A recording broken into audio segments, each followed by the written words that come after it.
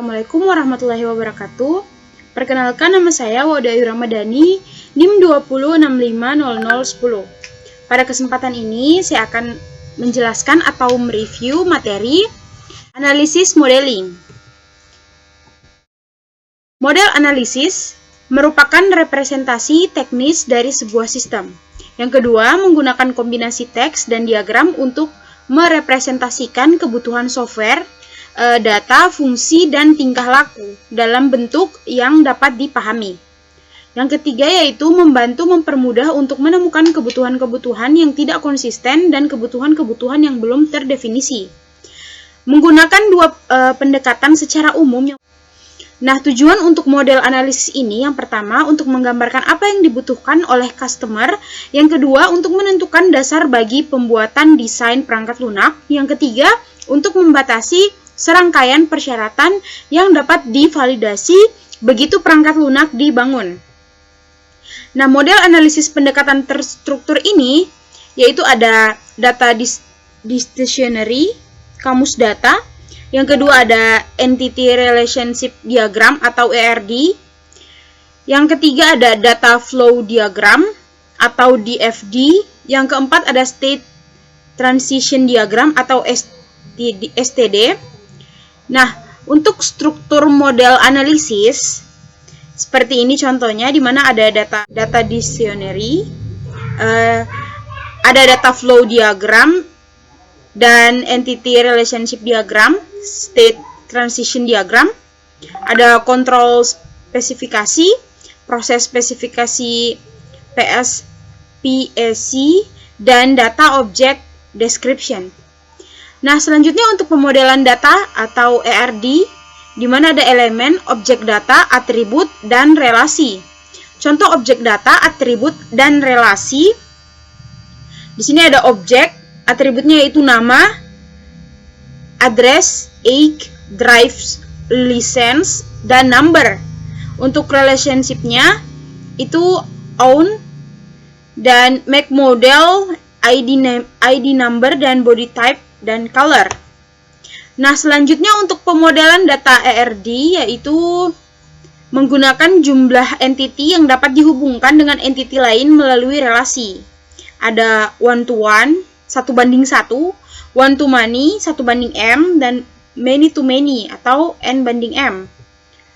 Nah, pemodelan fungsional dan aliran informasi atau DFD itu menunjukkan hubungan antara eksternal entities, proses, data item, dan data store. Untuk DFD itu tidak menunjukkan prosedur secara detail, tetapi hanya aliran data melalui perangkat lunak. Yang ketiga, DFD dapat dipartisi ke level-level berikutnya yang merepresentasikan aliran informasi dengan lebih detail. Nah, DFD level 0 itu disebut juga diagram konteks yang merepresentasikan seluruh elemen sistem. DFD level 0 dipartisi ke level-level berikutnya untuk menggambarkan proses yang lebih detail. Behavioral modeling yaitu mendeskripsikan status sistem yang dapat muncul ketika perangkat lunak digunakan. Yang kedua, mendeskripsikan kelakuan sistem. Yang ketiga ada tools. Toolsnya ini ada state transition diagram dan ada control specification. Nah, umumnya digunakan pada sistem waktu nyata seperti embedded system dan sistem kontrol. Untuk behavioral modeling STD ini, yang pertama ada state transition diagram yang merepresentasikan tingkah laku dari suatu sistem dengan menggunakan keadaan atau state dan kejadian yang menyebabkan sistem mengubah keadaan. Yang kedua, STD mengindikasikan aksi seperti aktivasi proses yang diambil sebagai konsekuensi terhadap event tertentu. Nah, state transition diagram ini contoh untuk sistem embed pada mesin penjual minuman otomatis. Seperti ini contohnya. Nah, untuk control specification, fungsi CSPAC sama dengan PSPAC, namun berisi deskripsi dari setiap status yang dapat muncul pada sistem. Nah, Baik, untuk tugas di sini yaitu studi kasus buat ERD dan DFD dari sistem e-library. Nah, ini contohnya di mana ada mahasiswa, pendaftar, anggota, dan buku. Nah, ini untuk contoh DFD sistem e-library-nya.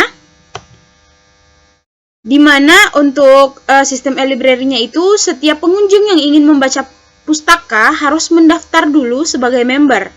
Nah, yang kedua, proses pendaftaran member dilakukan secara online dengan mengisi sebuah form registrasi member. Kemudian sistem menggenerate kode aktivasi dan mengirimkan kode aktivasi tersebut secara otomatis ke email member. Yang ketiga, setelah itu member melakukan aktivasi dengan memasukkan email dan kode aktivasi ke form aktivasi. Untuk yang keempat, member dapat melakukan search untuk mencari konten pustaka yang diinginkan berdasarkan keyword. Selanjutnya, sebelum membaca pustaka, member harus terlebih dahulu melakukan login ke sistem dengan menginputkan email sebagai user ID dan password melalui form login. Selanjutnya, sistem akan melakukan validasi. Jika email dan password valid, maka user bisa membaca konten pustaka. Jika tidak, maka akan muncul peringatan bahwa user ID salah. Nah, pengolahan konten pustaka dilakukan oleh seorang admin. Pengolahan konten pustaka terdiri dari proses penambahan atau upload konten dan update konten. Untuk melakukan pengolahan konten, admin juga harus login dulu ke sistem dengan menggunakan user ID dan password. Pustaka yang diakses hanya untuk dibaca dan tidak bisa di-download. Nah, baik, mungkin itu saja yang bisa saya jelaskan. Lebih dan kurangnya mohon dimaafkan. Wabillahi taufiq wal hidayah. Wassalamualaikum warahmatullahi wabarakatuh. Terima kasih.